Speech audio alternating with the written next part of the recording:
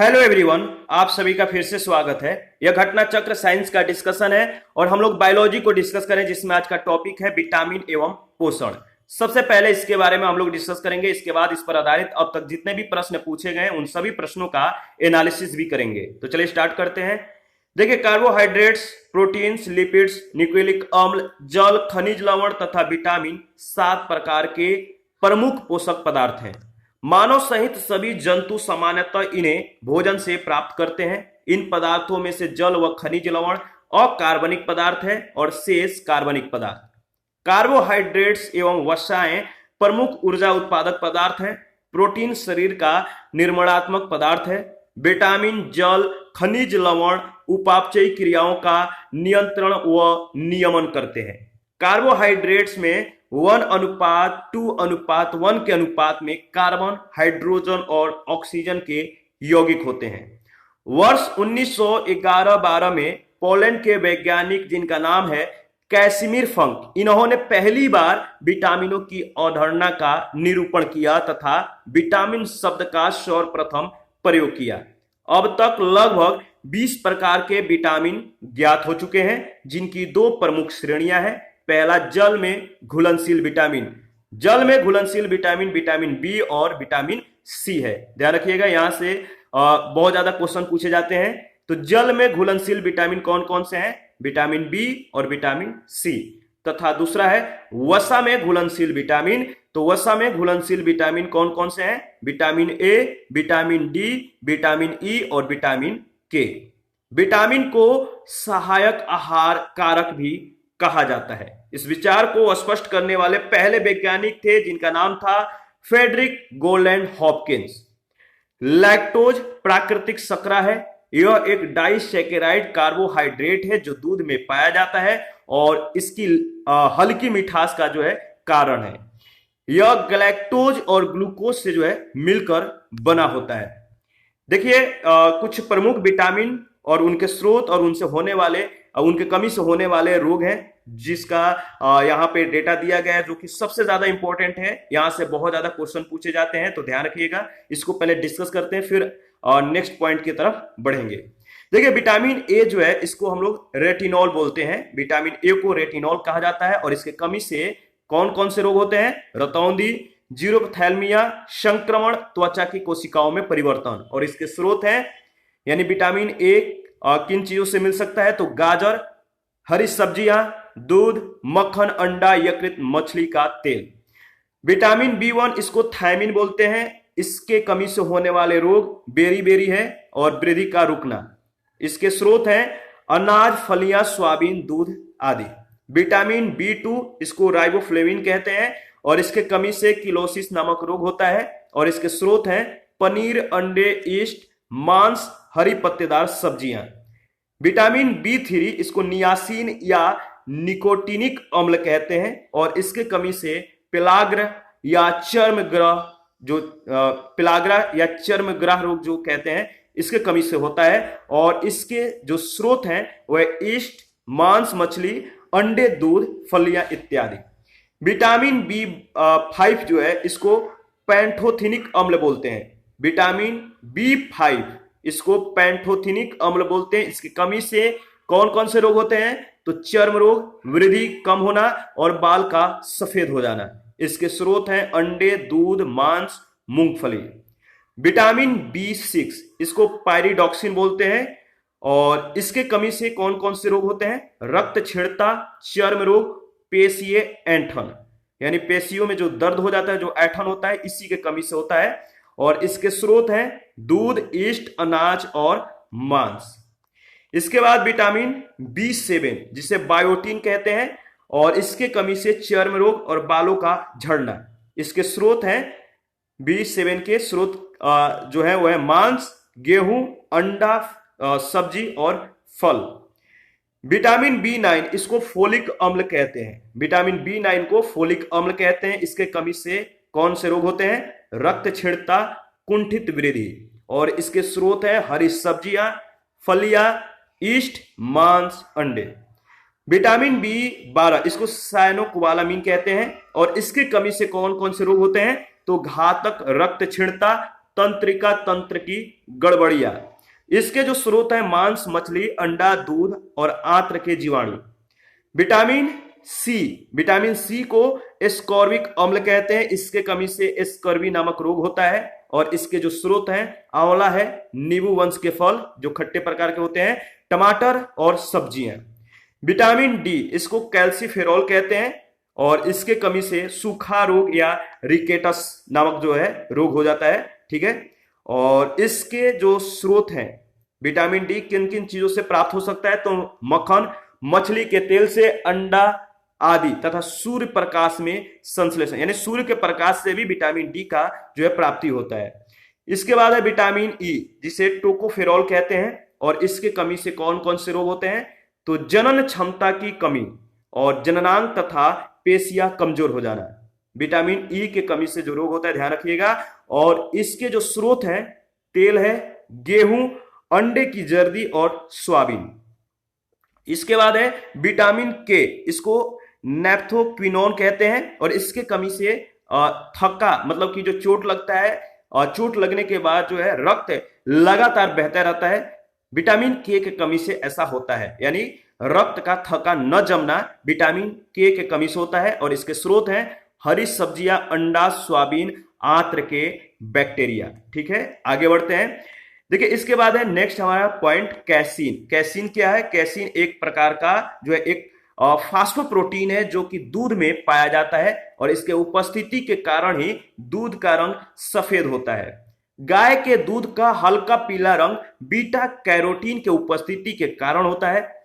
दुग्ध प्रोटीन को पचाने वाला एंजाइम रेनिन होता है जो दूध की घुलनशील प्रोटीन केसीन को अर्ध ठोस एवं कम घुलनशील कैल्शियम पैराकेसिनेट में परिवर्तित कर दूध को दही के रूप में जमा देता है।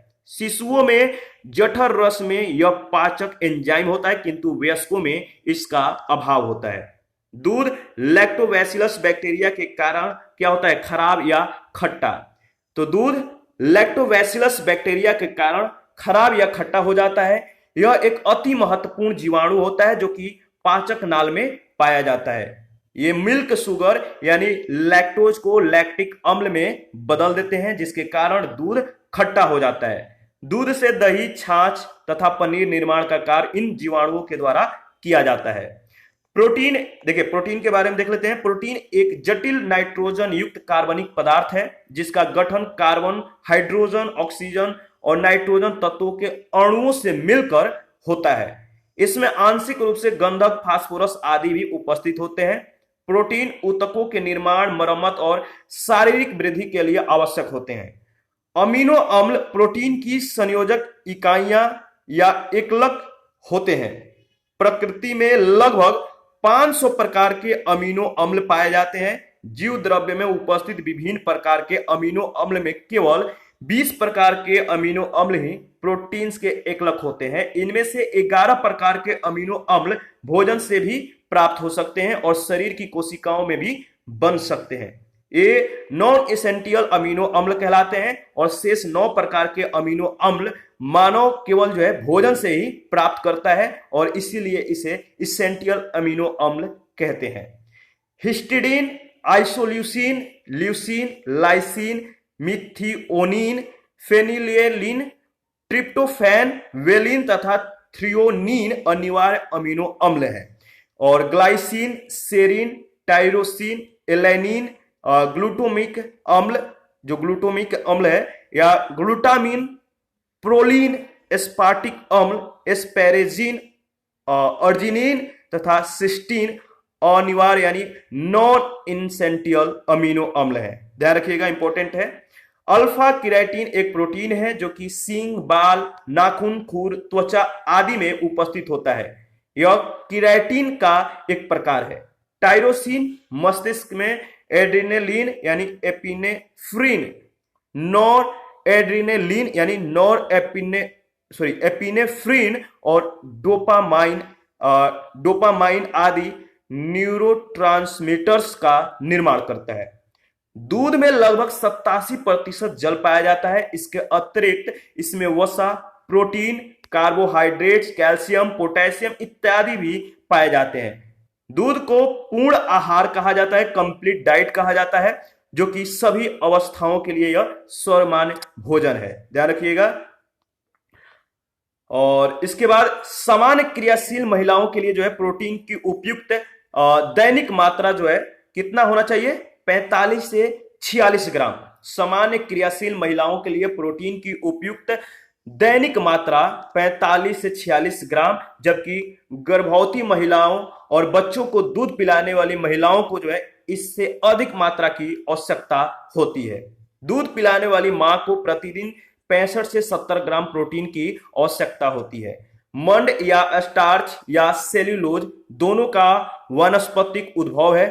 यह ग्लूकोज अणु से निर्मित बहुलक है। स्टार्च आयोडीन घोल के साथ क्रिया करके नीला काला रंग जो है देता है, जबकि सेल्यूलोज इस प्रकार की प्रतिक्रिया नहीं करता है। पादपों के बीजों और फलियों में स्टार्च एमाइलोज या एमाइलोपेक्टिन के रूप में उपस्थित होता है। मानव शरीर की कोशिकाएं आवश्यक वसीय अम्लों का संश्लेषण जो है नहीं कर सकती हैं।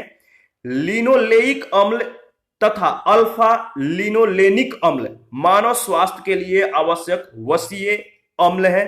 तिलहनी फसलों में अधिकतम अल्फा लिनोलेनिक अम्ल अलसी या तीसी में पाया जाता है। अल्फा लिनोलेनिक अम्ल एक जो है ओमेगा 3 वसीय अम्ल है, जो रक्त नलिकाओं में वसा के जमाव को जो है रोकने में सक्षम होता है।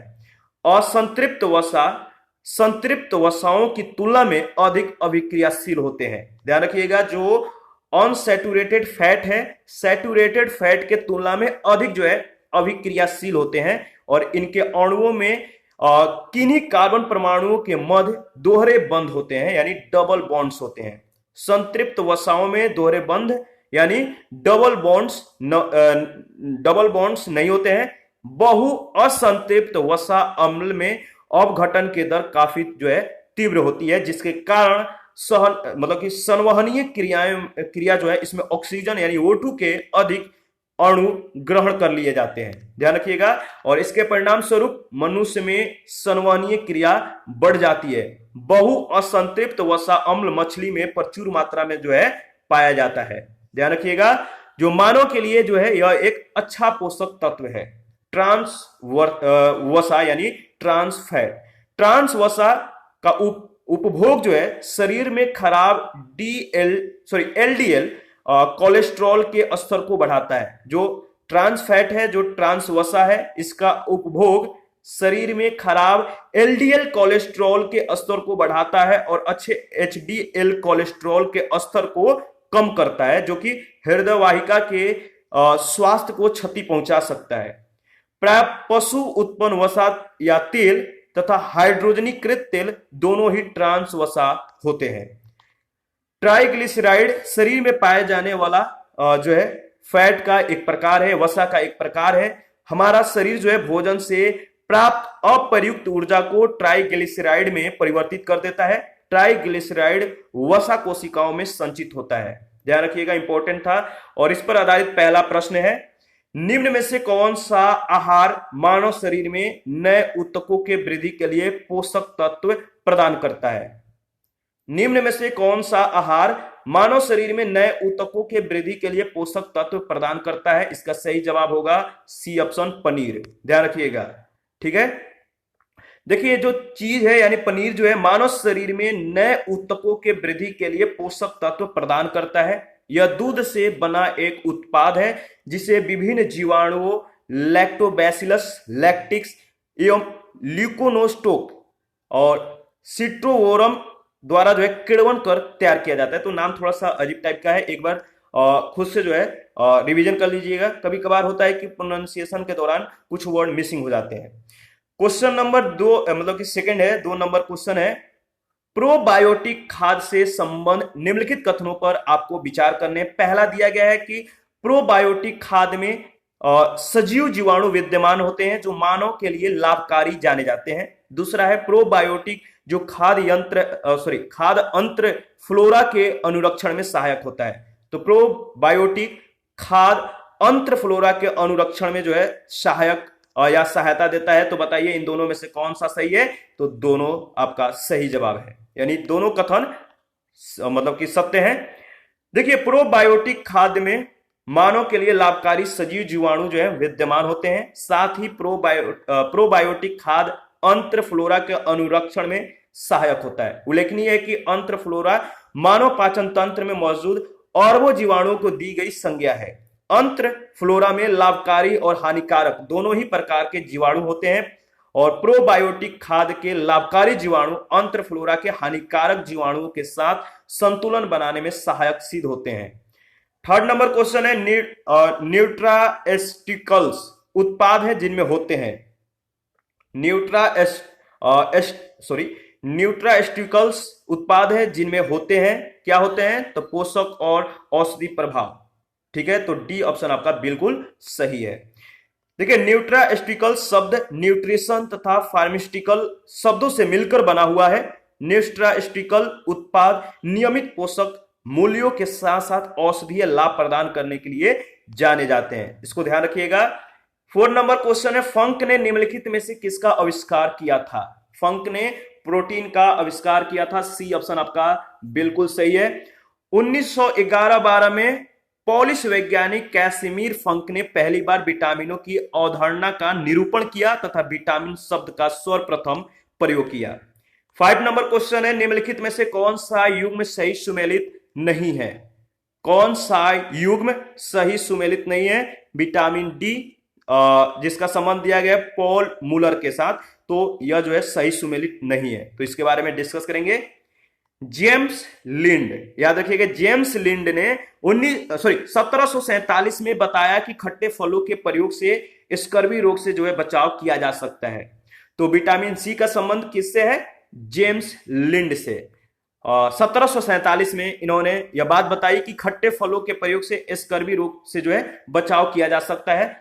खट्टे फलों में विटामिन सी पाया जाता है। ठीक है, पॉल मूलर विटामिन डी से संबंधित नहीं है। ये डीडीटी के कीटनाशक गुणों की खोज और मलेरिया और पित्त ज्वर जैसे वेक्टर रोगों के रोकथाम में इसकी जो है उपयोगिता के लिए इन्हें जाने जाते हैं और इन्हें इस रूप में याद किया जाता है। किस किस के रूप में? तो डीडीटी के कीटनाशक गुणों के खोज, मलेरिया और पित्त ज्वर जैसे वेक्टर रोगों के रोकथाम में, और इनके लिए इन्हें जाना जाता है। विटामिन ए और विटामिन बी की खोज जो है एल्मर मैकुलम, याद रखिएगा, एल्मर मैकुलम इनके द्वारा की गई थी विटामिन ए और विटामिन बी की खोज। तो विटामिन ए और विटामिन बी की खोज किसने किया था? Elmer McCullum. जबकि इसमें जो ऑप्शन ए और बी दिया गया है, इसमें मैकुलम नाम जो दिया गया है जो कि त्रुटिपूर्ण है। ठीक है, मैकुलम होना चाहिए, मैकुलम दिया गया है, यह त्रुटिपूर्ण है। ठीक है, आगे बढ़ते हैं। क्वेश्चन नंबर 6 है, विटामिन क्या होते हैं? विटामिन क्या होते हैं? तो कार्बनिक यौगिक होते हैं। विटामिन जटिल कार्बनिक यौगिक होते हैं जो कि शरीर में उपापचयी अभिक्रियाओं में उत्प्रेरक की क्रियाओं का नियंत्रण करते हैं। जंतुओं को अधिकांशतः जो है विटामिन भोजन से ही, यानी फूड से ही जो है प्राप्त होते हैं, क्योंकि इनका संश्लेषण पादप करते हैं। अब तक लगभग जो है 20 प्रकार के विटामिन ज्ञात हो चुके हैं, जिनकी 2 प्रमुख श्रेणियां, पहला जल में घुलनशील विटामिन, दूसरा वसा में घुलनशील विटामिन है। और आपको कमेंट में यहां पर बताना है कि जो जल में घुलनशील विटामिन है कौन कौन से हैं। ऊपर में हम लोगों ने इसके बारे में डिस्कस किया था। क्वेश्चन नंबर 7 है, निम्नलिखित में से यौगिकों के किस समूह को सहायक आहार कारक कहा जाता है? किस समूह को सहायक आहार कारक कहा जाता है? तो सही जवाब होगा विटामिन डी ऑप्शन। ठीक है, इसके बारे में ऊपर में भी हम लोगों ने डिस्कस किया था। देखिए, विटामिन एक ऐसा यौगिक है जो सहायक आहार कारक भी है। इस विचार को स्पष्ट करने वाले पहले वैज्ञानिक थे जिनका नाम था Frederick Gowland Hopkins. Question number 8 है, जीवधारियों को कम से कम 27 तत्वों की आवश्यकता होती है, जिनमें 15 धातुएं हैं। इनमें से प्रभुत मात्रा में आवश्यक होती है, वे कौन कौन से हैं? आप बताइए। तो बताइए, जीवधारियों को कम से कम 27 तत्वों की जो है आवश्यकता होती है, जिनमें से 15 धातुएं हैं। इनमें जो प्रभुत मात्रा में आवश्यक होती है वे कौन कौन से हैं? देखिए, इसका सही जवाब होगा C option, potassium, sodium, magnesium और कैल्शियम।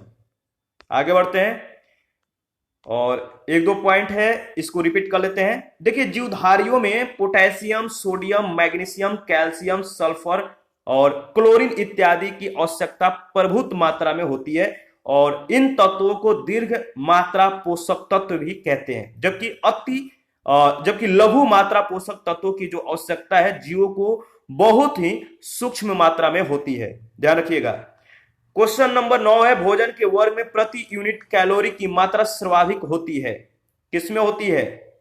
भोजन के किस वर्ग में प्रति यूनिट कैलोरी की मात्रा सर्वाधिक होती है? इसका सही जवाब होगा वसा में, बी ऑप्शन।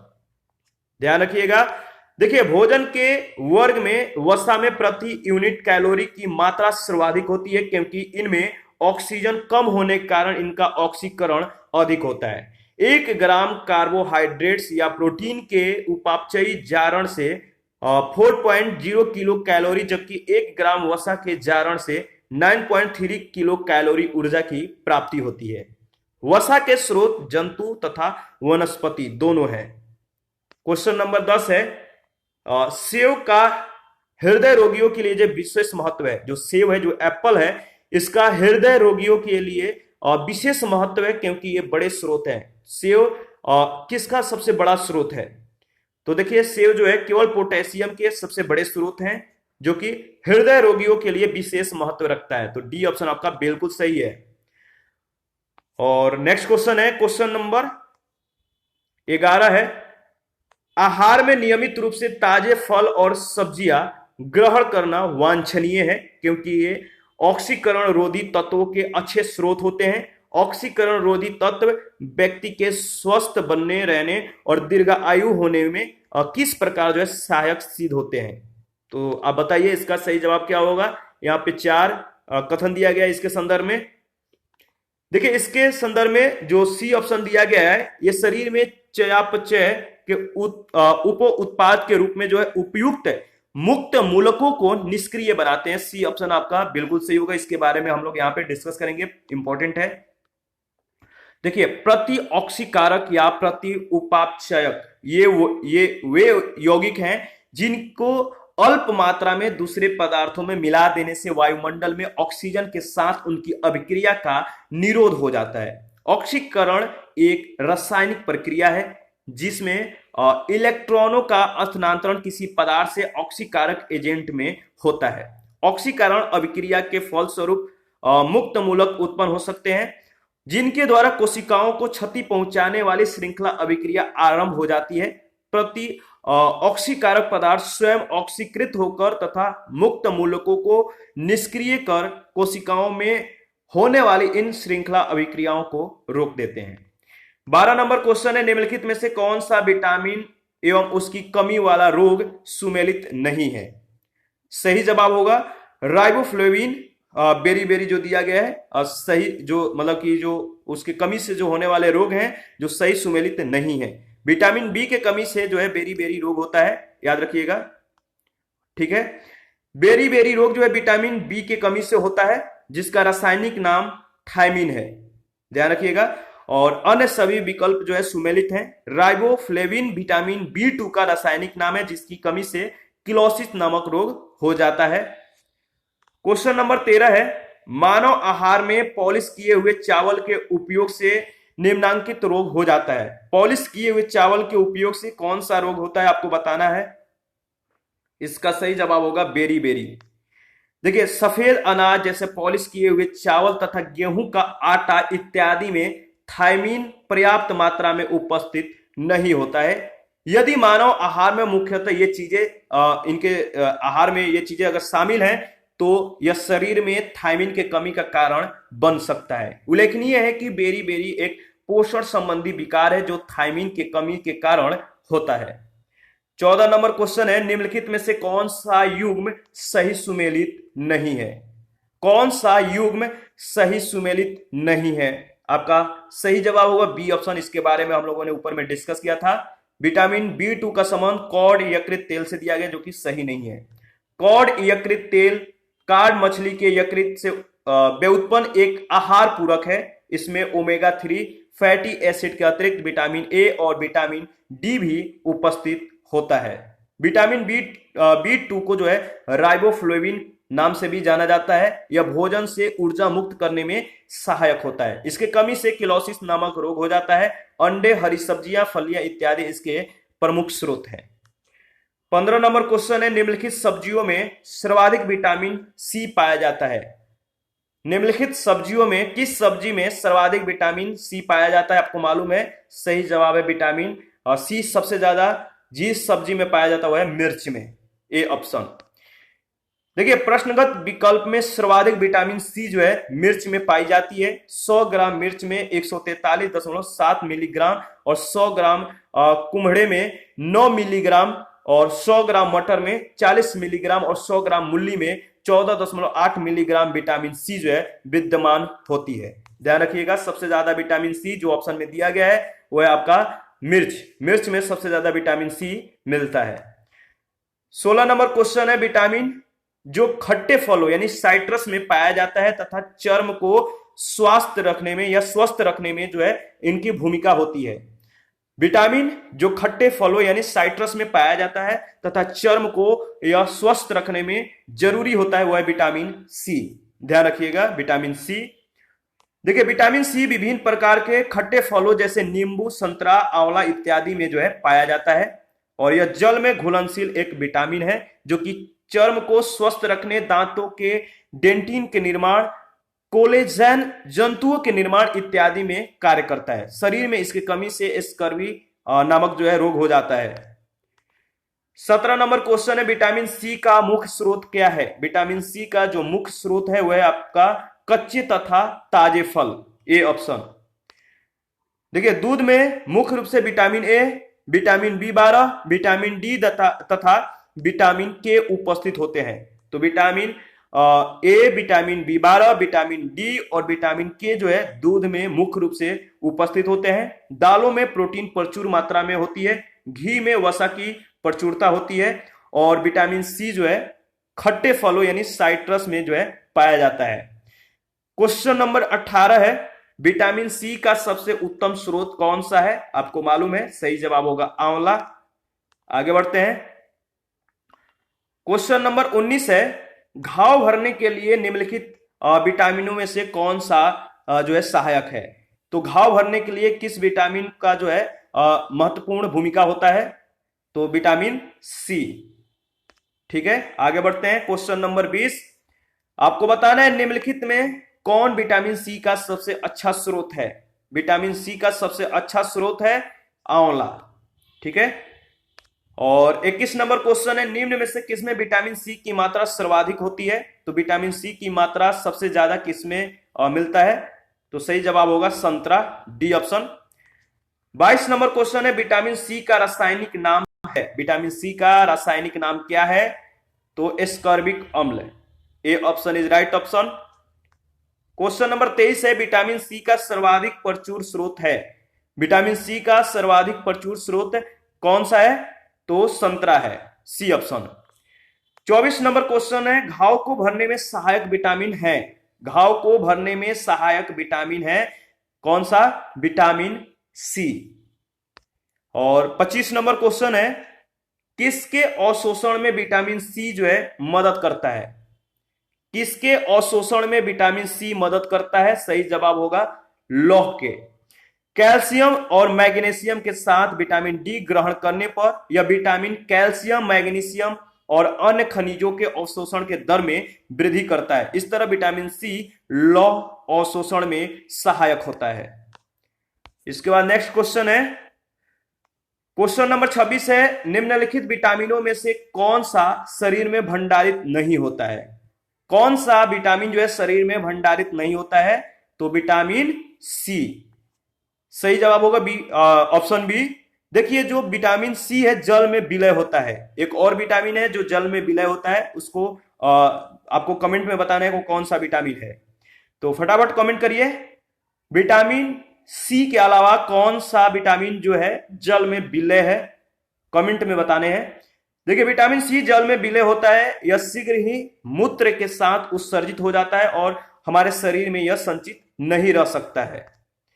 27 नंबर क्वेश्चन है, निम्नलिखित में से किस विटामिन की कमी से खून का थक्का धीरे बनने की बीमारी होती है? किस विटामिन की कमी से खून का थक्का धीरे बनने की बीमारी होती है? विटामिन बताइए। विटामिन के कमी से खून का थक्का जो है नहीं बन पाता है। विटामिन के की कमी से शरीर में खून का थक्का धीरे बनने की बीमारी होती है और इस विटामिन को रुधिर स्राव रोधी पदार्थ कहते हैं। इसकी कमी वाले व्यक्तियों का जो है ऑपरेशन आसानी से नहीं किया जा सकता है क्योंकि अधिक रुधिर यानी ब्लड बह जाने का डर बना रहता है। और 28 नंबर क्वेश्चन है, रक्त का थक्का बनने में किस विटामिन की आवश्यकता होती है? तो आपको मालूम है, इसका सही जवाब होगा विटामिन के। आगे बढ़ते हैं। 29 नंबर क्वेश्चन है, रुधिर स्कंदन में कौन सा विटामिन प्रभावी होता है? रुधिर स्कंदन में कौन सा विटामिन प्रभावी होता है? इसका सही जवाब होगा विटामिन के। और 30 नंबर क्वेश्चन है, निम्नलिखित में से कौन सा विटामिन प्रति स्कंदन विषों के प्रति विष प्रतिकारक के रूप में प्रयोग किया जाता है? निम्नलिखित में से कौन सा विटामिन प्रति स्कंदक विषों के प्रति विष प्रतिकारक के रूप में प्रयोग किया जाता है? इसका सही जवाब होगा विटामिन के। विटामिन के यानी डी ऑप्शन। प्रति स्कंदन विषों के प्रति विष प्रतिकारक के रूप में विटामिन के का प्रयोग किया जाता है। ठीक है, इस विटामिन को रुधिर स्राव रोधी पदार्थ कहते हैं। इसकी कमी वाले व्यक्ति का जो है ऑपरेशन आसानी से नहीं किया जा सकता है क्योंकि अधिक रुधिर यानी ब्लड बह जाने का जो है डर बना रहता है। 31 नंबर क्वेश्चन है, निम्नलिखित में से क्या आंत के जीवाणु के द्वारा संश्लेषित होता है? आपको बताना है कि 4 ऑप्शन दिए गए, इनमें से मतलब कि कौन सा जो है आंत के जीवाणुओं के द्वारा संश्लेषित होता है? तो देखिए, इसमें विटामिन जो B12 है और विटामिन जो के है ये आंत के जीवाणुओं के द्वारा संश्लेषित होता है, यानी ए और सी दोनों सही होंगे। मनुष्य के आंत के जीवाणुओं के द्वारा विटामिन B12 और विटामिन के दोनों का संश्लेषण किया जाता है। और 32 नंबर क्वेश्चन है, कथन ए कह रहा है कि विटामिन B12 यकृत में लगभग 3 से 5 वर्षों तक संग्रहित रहता है। कारण आर, विटामिन B12 जल में विलय है। अब बताइए इनमें से कौन सा कथन जो सही है? तो देखिए, ए और आर दोनों सही है किंतु ए का सही स्पष्टीकरण आर नहीं है और इसके बारे में हम लोग डिस्कस करेंगे, इंपॉर्टेंट है, ध्यान रखिएगा। यकृत कोशिकाओं में विटामिन ए, डी, ई, के, vitamin A, vitamin D, vitamin E, vitamin के और विटामिन B12 का संचय होता है। कहां पे? यकृत कोशिकाओं में। विटामिन B12 का रासायनिक नाम साइनोकोबालामाइन है और यह विटामिन यकृत में लगभग 3 से 5 वर्षों तक जो है स्टोर्ड यानी संग्रहित रहता है। Vitamin B1, B2, B3, B5, B6, B7, B9, B12 और विटामिन सी जल में घुलनशील विटामिन है। तो मैंने ऊपर में भी इस चीज को जिक्र किया था कि विटामिन बी और विटामिन सी जो है जल में घुलनशील विटामिन है। और कमेंट करने के लिए भी मैंने बोला था लेकिन आप लोग जो है कमेंट बहुत कम करते हैं, तो कमेंट किया करिए।